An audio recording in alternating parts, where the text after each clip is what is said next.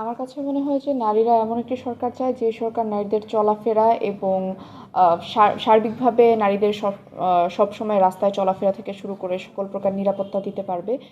এখানে নিরাপত্তার মধ্যে দেখা যায় যে রাস্তাঘাটে চলাফেরা করতে গেলে আমরা নারীরা এখনও পর্যন্ত নিরাপদ নই। রাত 10টার পরেই দেখা যায় যে আমরা রাস্তায় চলাফেরা করতে গেলে রাস্তাগুলো যখন শুনশান থাকে তখন আমরা বিভিন্ন রকমের অপ্রীতিকর ঘটনার শিকার হই এবং দেখা যায় যে আমরা চলাফেরা করতে চাই না বা চলাফেরা করতে ভয় পাই। তো আমরা বিশেষত নারীরা এমন একটি সরকার চায় যে সরকার নারীদেরকে এক সার্বক্ষণিক যে কোনো সময় নারীদের চলাপত্তার জন্য যেই চলাফেরার জন্য যেই নিরাপত্তার প্রয়োজন হয় সেই নিরাপত্তা নিশ্চিত করতে পারবে এমন একটি সরকার নারীরা চায়। সেই সাথে পাশাপাশি নারীদের যেহেতু আমাদের নারীদেরকে বিভিন্ন সময় বিভিন্ন ট্যাগিং বিভিন্ন ফ্রেমিং করা হয়, আমাদের পোশাকের ক্ষেত্রে বিভিন্ন ট্যাগিংয়ের শিকার হতে হয়।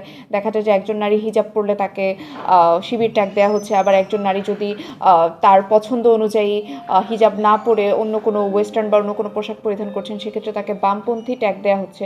তো নারীরা আসলে এমন একটি সরকার চায় যেই সরকারের অধীনে নারীরা আসলে নিজেদের পছন্দ মতো পোশাক পরিধান করার স্বাধীনতা পাবে, কোনো ট্যাগিংয়ের শিকার হবে না, কোনো বুলিংয়ের শিকার হবে না এবং পাশাপাশি সাইবার ক্ষেত্রে বা আমরা অনলাইনে যে হ্যারাসমেন্টগুলোর শিকার হই নারীরা, দলমত নির্বিশেষে যে নারীরা রাজনৈতিক ক্ষেত্রে আছে, যে নারীরা অ্যাক্টিভিজম করছে এবং রাজনৈতিক ক্ষেত্র বা অ্যাক্টিভিজম করা ছাড়াও অন্য অনেক নারীরা দেখা যায় যে অনলাইনে বিভিন্ন রকমের সাইবার বুলিংয়ের শিকার হন, হ্যারাসমেন্টের শিকার হন।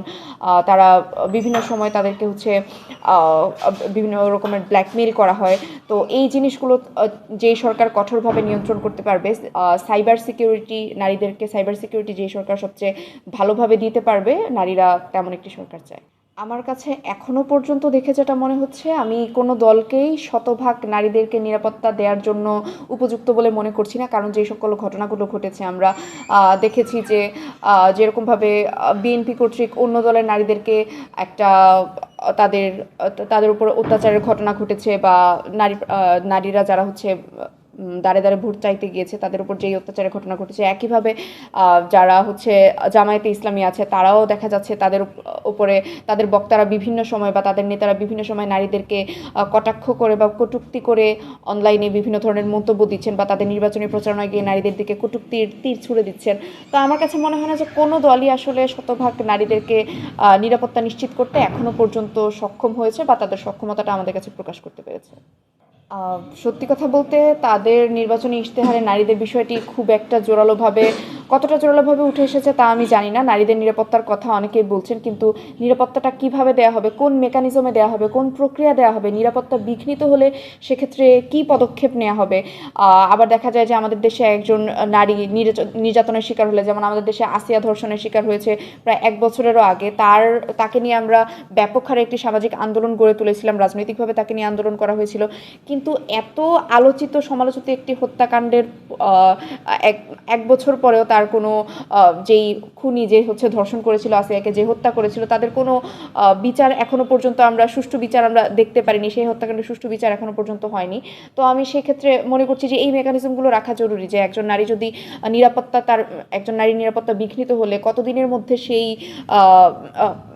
সুষ্ঠু বিচার নারীটা পাবে, সেই মেকানিজমগুলো এখানে দেখানো হয়নি। তো আমি মনে করি না যে কোনো দলই তাদের ইশতেহার পূর্ণাঙ্গ রূপে নারীদের কাছে তুলে ধরতে পেরেছে এবং নারীদের জন্য উপযুক্ত করে তুলে ধরতে পেরেছে। এবং আমি যেটা দেখেছি যে বিভিন্ন দলের বিভিন্ন রকমের ইশতেহার, যে অনেক রকমের ইশতেহার তারা মানে বলছে, কেউ হয়তো ফ্যামিলি কার্ড নিয়ে বলছে, কেউ হয়তো উন্নত একটা যোগাযোগ ব্যবস্থা নিয়ে বা টেকনোলজিক্যাল অ্যাডভান্সমেন্ট নিয়ে বলছে, কিন্তু নারীদের ক্ষেত্রে নারীদেরকে নিরাপত্তা দেওয়ার বিষয়টা তেমন জোরালোভাবে কোনো দলে এখনো পর্যন্ত আমি তো একজন ভোটার, আমার পর্যন্ত পৌঁছাতে পারিনি এবং আমি মনে করি যে অন্যদের কাছেও তারা পৌঁছাতে পারেনি। এই সকল ঘটনাগুলোর প্রতিবাদ আমরা আগেও করেছিলাম এবং একজন তরুণ ভোটার হিসেবে বা একজন নারী হিসেবে এই ঘটনাগুলোকে আমি ভালোভাবে নিচ্ছি না। দেখা যাচ্ছে যে আমাদের যখন একজন যে হ্যারেসার হিসেবে একদম সামাজিকভাবেই স্বীকৃত একজন হ্যারেসারকে গলায় ফুলের মালা দিয়ে নিয়ে আসা, এই বিষয়টি আমাদের কাছে ভালো এই বিষয়টি আমরা ভালোভাবে নিচ্ছি না। এবং দেখা যাচ্ছে যে একদম হ্যারাসার হিসেবে পরিচিত বা যারা এই হত্যা ধর্ষণ এই জিনিসগুলোর সাথে বা নারী নির্যাতনের সাথে ওতপ্রোতভাবে জড়িত, তাদেরকে এখনো পর্যন্ত সুষ্ঠু বিচারের আওতায় আনা হচ্ছে না। এই বিষয়গুলো আমাদের কাছে খুবই হতাশাজনক বা খুবই উদ্বেগজনক।